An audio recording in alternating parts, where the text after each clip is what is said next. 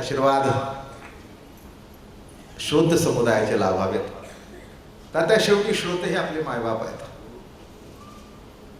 हा हाल तात्या घेतात. आम्ही येतो प्रवचन करतो, पण पुढचं जर रिकाम असेल तर काय करावं, नाही का? तुम्ही रोज येता, ही मंडळी कार्यक्रम ठरवतात, आम्ही आवडीने प्रेमाने येतो, अगदी निष्ठेने येतो. ती अशी निसटणारी निष्ठा नाही, परिपक्व निष्ठा आहे. एकमेकाचं प्रेम सुद्धा अतूट आहे. त्या प्रेमामध्ये कुठे खंड. मला वाटतं या गणपती ट्रस्टतर्फे अनेक कार्यक्रम बदलले, पण ज्या कार्यक्रमात गेल्या 16 वर्ष जो बदल झाला नाही तो म्हणजे बाबा महाराजाचा कार्यक्रम. हे काही मोठेपण सांगत नाही बरं का, ही कृपा सांगतोय. तुम्हाला वाटत असेल बाबा महाराज मोठे, बिलकुल नाही, बिलकुल नाही. ही गणपतीची कृपा आहे, पांडुरंगाची कृपा आहे की त्याला वाटतं की बाबा महाराजांनी कार्यक्रम, आणि त्याला जिथपर्यंत वाटतंय तिथपर्यंत हे कार्यक्रम चालू राहणार. त्यालाच वाटलं चला बाबा महाराज आता रिटायर व्हा, बरोबर.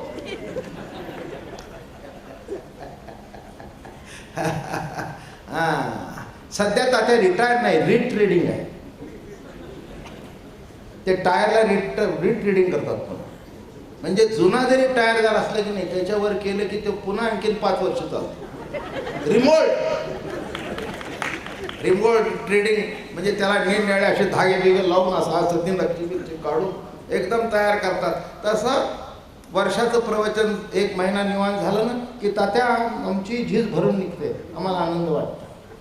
आणि म्हणून असाच आशीर्वाद लाभावा. आणि काही नाही, मी काही विषय काय झालं, गेल्या वर्षी आपण गणपती सांगितला, या सगळ्यांचाच आग्रह होता गणपती सांगावं. मी म्हटलं बाबा माझा काही इतका गणपतीचा अभ्यास नाही. पण अभ्यास नाही तर गणपती असा बोलून गेला, क्या बात आहे. अहो मी सुद्धा थक्क झालो की इतकं गणपती. आणि आता मी ठरवलं की राहिलेलं कृष्णचरित्र सांगायचं. कृष्णचरित्र राहिलेलं सांगायचं आहे. आणि समजा की कथा अध्यात्माच्या दृष्टिकोनातून सांगून संपल्या तर काय सांगायचं तेही सांगतो. कृष्णाने सांगितलेली गीता ऐकली आहे, पण कृष्णाने सांगितलेलं भागवत तुम्ही ऐकलं नाही. ते एकनाथी भागवत मी सांगेन. काय अर्जुनाला सांगितलेली गीता ऐकली आहे, पण उद्धवाला सांगितलेलं भागवत तुम्ही ऐकलं नाही. आणि भागवतावर कोणी प्रवचन करतच नाही. करतात ते मोठ्या भागवतावर करतात, भागवत कथा करतात. पण उद्धवाला जो तत्वज्ञानाचा भाग सांगितला, आलं का लक्षात, ते भागवत जर वेळ राहिला, अजून कथा भरपूर आहे बरं का. आपण मागच्या वेळेला जे सांगितलं होतं, म्हणजे हे अगोदर सांगतो म्हणजे पुन्हा सांगायला नको. मागच्या वेळेला आपण ऋषी पत्न्या आणि जेवण घेऊन भगवान ते आले ते सांगितलं. आता त्याच्या पुढे आपण आजपासून सांगायला सुरुवात करू. आणि तो जर विषय संपला तर जरूर एकनाथी भागवत सांगेन मी तुम्हाला, आवडीने प्रेमाने सांगेन. माझे नाथ बाबा म्हणजे प्रत्यक्ष माऊलीचा अवतार आहे. ज्ञानेश्वर महाराजांनी गुरुभक्ती लिहिली, पण गुरुभक्ती प्रत्यक्ष करता आली नाही. ते नाथबाबांच्या अवतारामध्ये महाराजांनी गुरुभक्ती आवडीने केली. योग आला तर ते सांगेन. आणि आयुष्यभरचं आमंत्रण आहे, पुढच्या वर्षी एकनाथी भागवतच सांगेन. चला पुन्हा चर्चा करायचं काही कारण नाही. पुंडली गौरदेव हरिविठ्ठल श्री ज्ञानदेव तुकाराम ज्ञानेश्वर तुकाराम महाराज की जय. सुरुवातीलाच पुढच्या वर्षाचा संकल्प करून पूर्ण. देव तुकाराम ज्ञानेश्वर महाराज की जय. तुकाराम महाराज की जय. सद्गुरुदादा महाराज अप्पा महाराज की जय. कृष्णमूर्ती होय गे, कळू आली सोय गे.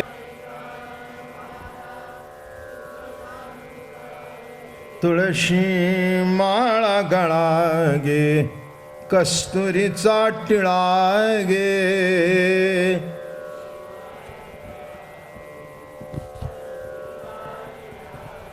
अर्धांगी रुक्मिणी विंजणे, वारिती गोपी बाळा गे. अर्धांगी रुक्मिणी विंजणे, वारिती गोपी बाळा गे. तुळशी माळ गळा गे, कस्तुरीचा टिळा गे.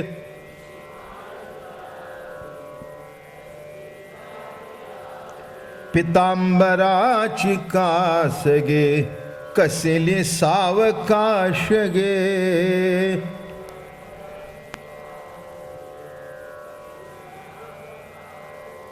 पितांबराची कास गे कसेली सावकाश गे.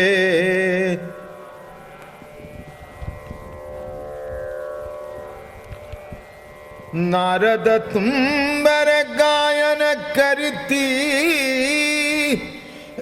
नारद तुंबर गायन करती. पुढे निजदास गे तुळशी माळ गळा गे कस्तुरीचा टिळा गे.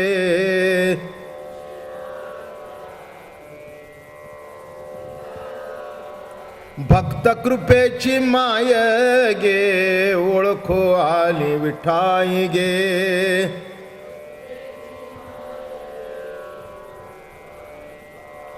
भक्त कृपेची माय गे ओळखो आली विठाई गे. एका जनार्दनी विठ्ठल. एका जनार्दनी विठ्ठल जोडिले पाय गे तुळशी माळ गळा गे कस्तुरीचा टिळा गे.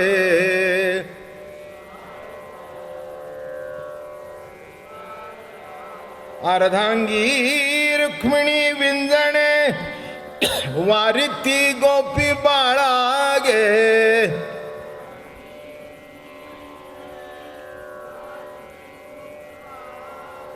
तुळशी माळा गळा गे कस्तुरीचा टिळा गे.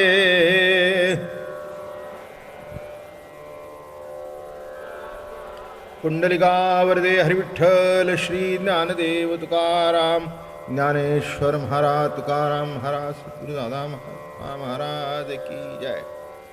कृष्णमूर्ती होय गे कळो आली सोय गे प्राणाचाही प्राण पाहता सुख सांगो काय गे. जीवनामध्ये कुठेतरी आपली सोय माणूस बघतो.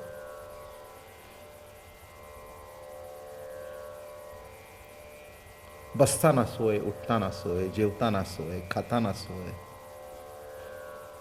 प्रवासात सोय, गैरसोय होऊ नये म्हणून सोय. बरं का, प्रत्येक गोष्टीमध्ये माणसाला आपली सोय कशी लागेल याची काळजी असते. काही चुकलं नाही. परमार्थ करत असताना सुद्धा तो आपल्या सुखाची सोय बघतो. आणि ही मोठी सोय आहे. राहण्याची सोय होईल. झोपण्याकरता 10 लाखाचा पलंग मिळेल, पण झोपेची जर सोय नसेल, झोपायची आहे. काय म्हटलं मी? झोपायची आहे, पण झोप जर जागली नाही तर सोय नाही तर गैरसोय. तसं परमार्थामध्ये 10 अवतार झाले. मच्छ कूर्म वराह नरसिंह परशुराम राम आणि कृष्ण.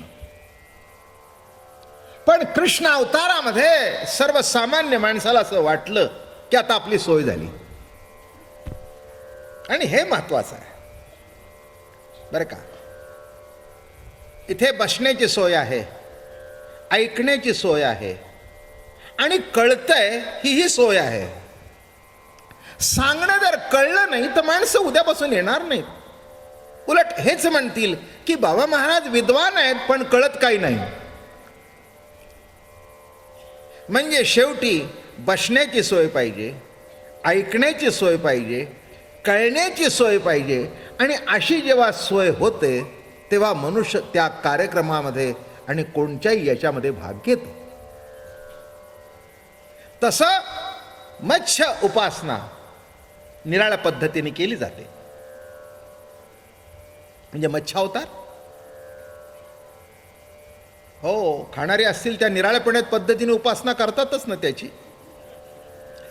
म्हणजे आत्ता कळलं आहे तुम्हाला.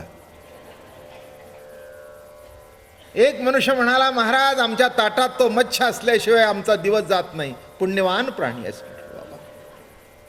म्हणला माझं काही चुकलं का?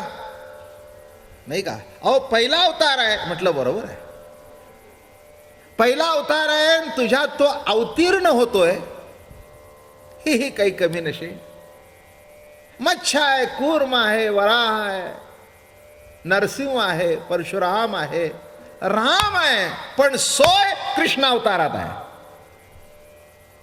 हीच कृष्ण अवताराची स्पेशालिटी आहे. हे वर्म आहे याच्यामध्ये. मत्स्यावतार आहे ठीक आहे, त्याच्याबद्दल काही दुमत असण्याचं काही कारण नाही आहे.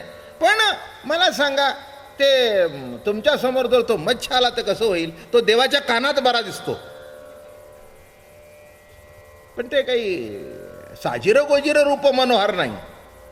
कूर्म आला तर ते देवापुढे बरं दिसतं. असे दात वर आलेलं एखादं डुक्कर आलं तर ते कसं काय होतं? माणसाला ते देवाचे अवतार वाटतच नाहीत म्हणून मारतात. कळलं का तुम्हाला? आता देव सर्व ठिकाणी मग त्याच्यात आहे असं गृहीत धरायला काही हरकत नाही. एका माणसाने मध्ये विधान केलं होतं, म्हणजे कधी न खाणाऱ्या माणसाने. ते म्हणाले मी गाई का खाऊ लागलो, गाऊचं मांस? तर म्हणाले ती गाई मला कधी गोमाता वाटलीच नाही. बरोबर आहे, आता वाटलीच नाही तर त्याच्याबद्दल आपण काही चर्चा करू शकतो का? एखादी गोष्ट काय वाटावी आणि काय नाही याच्याबद्दल काही प्रश्न नाही. मत्स्य, कूर्म, वराह, नारसिंह, थोडंसं एक गोषवारा सांगतो नाही का? हो, नारसिंह रात्री स्वप्नात आला आणि तुम्हाला जर आडवं मांडीवर घेतलं तर कसं काय वाटेल?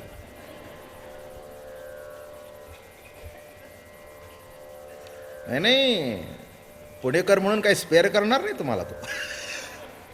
तुम्ही तर सांगितलं बाबा अरे आम्ही पुणेकर आहोत, तो म्हणेल मला माहित नाही, माझा अवतार पाहिजे ना. हो आडवा. काय अवघडच आहे एकंदर. काय नरसिंह अवतार खरा, पण साजिरे गोजिरे रूप मनोहर नाही. नाही नाही. वामन अवतार, आता तो बुटका. पुष्कळशी मुलं नापास केली जातात किंवा पुष्कळशा मुली नापास केल्या जातात, त्या बुटक्या आहेत म्हणून. काय फारच बुटकी आहे बा, फारच बुटका आहे बा. म्हणजे बटू ठीक आहे, अवतार देवाचा आहे, त्याच्याबद्दल काही वाद करण्याचं कारण. राम अवतार, परशुराम अवतार एकांगी अवतार आहे. क्षत्रियांना संपवलं. म्हणजे आता देव म्हटल्यानंतर सर्व ठिकाणी देवत्व पाहावं याचा अर्थ हे सगळे अंश अवतार आहेत. कुठेतरी कुठेतरी कुठेतरी काहीतरी कमी जास्ती आहे. राम अवतारी आहेच बरं का, पण राम हा शेवटी मर्यादा पुरुषोत्तम आहे. त्याला प्रत्येक गोष्टीत मर्यादा सांभाळावी लागली म्हणून मर्यादा पुरुषोत्तम. पण शेवटी अमर्याद पुरुषोत्तम हा कृष्ण आहे. बस इथे आपण आलो, जास्तीची किस्सा करत नाही. अमर्याद म्हणजे सर्वांगाने एक परिपूर्ण दर्शन. दिसायला सुंदर, असायला सुंदर, बोलायला गोड, संसारिक, मोठा संसार, पुन्हा काही साधा सुधा संसार नाही. 16,108 बायकांचा संसार.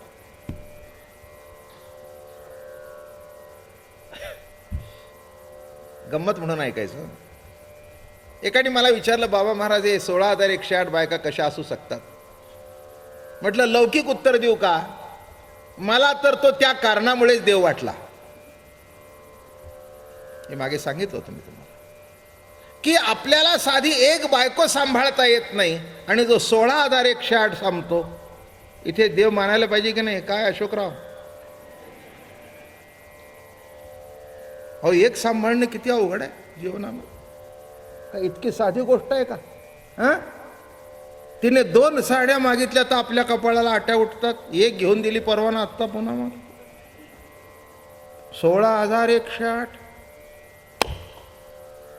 म्हटलं, मला म्हणाला अजून दुसरं काही उत्तर आहे का? 16,108 बायका कशा असू शकतात? म्हटलं का तुला सुद्धा असू शकतात? मला म्हणाला, बाबा महाराज काहीतरी सांगू नका. म्हटलं तू केला नसशील, पण आतापर्यंत 16,108 तुझ्या मनात नाही का आल्या?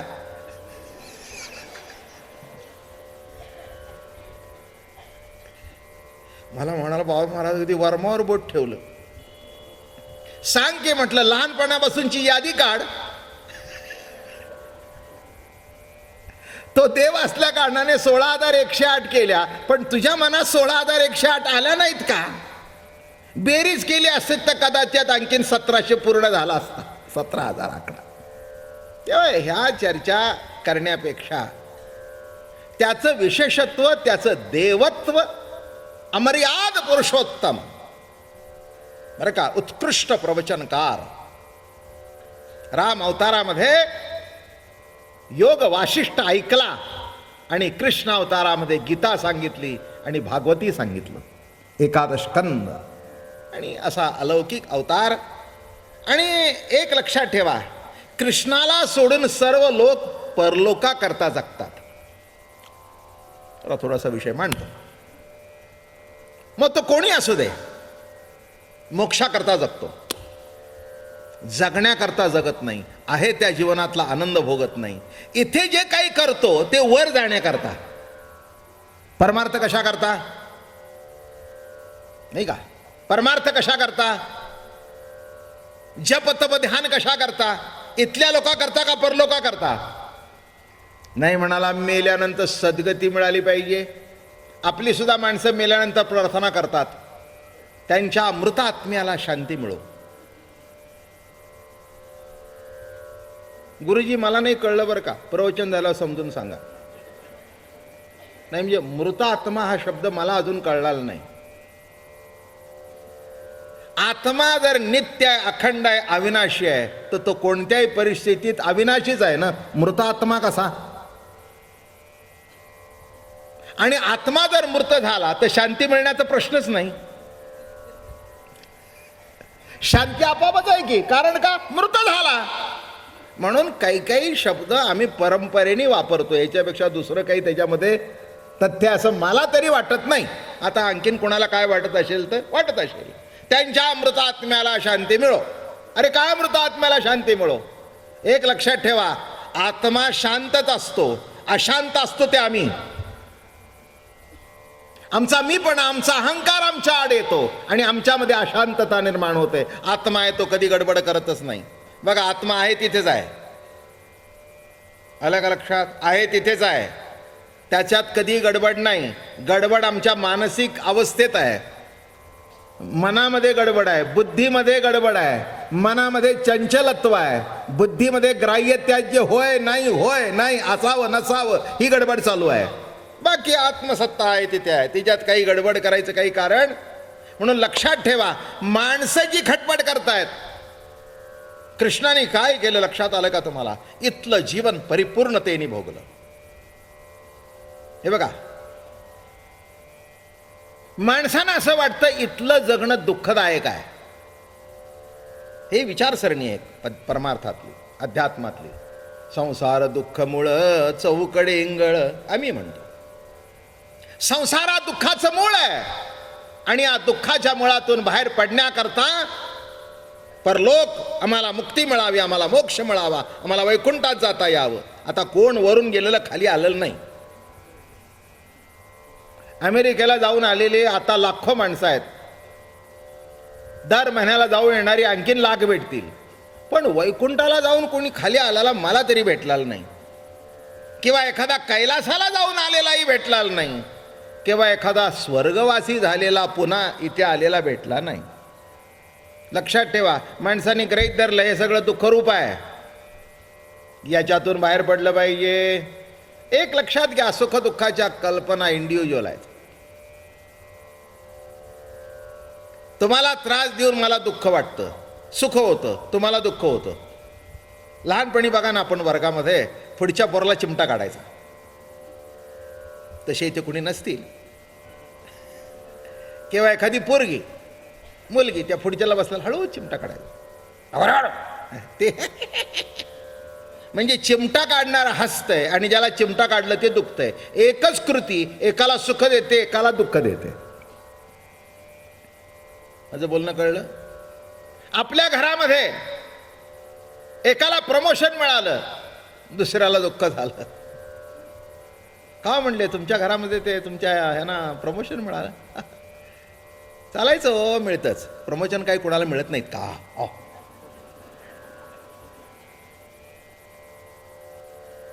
काय अहो, घराघरामध्ये तर मोठी गंमत असते. काय अहो, तुमच्या परवा जाऊबाई भेटल्या होत्या आम्हाला, गणपतीच्या दर्शनाला आल्या होत्या, तुम्ही दिसला नाही. रांगेतच त्या पुढे मी मागे. अहो काय तुम्हाला सांगू, अगदी सोन्याने हात भरले होते असं.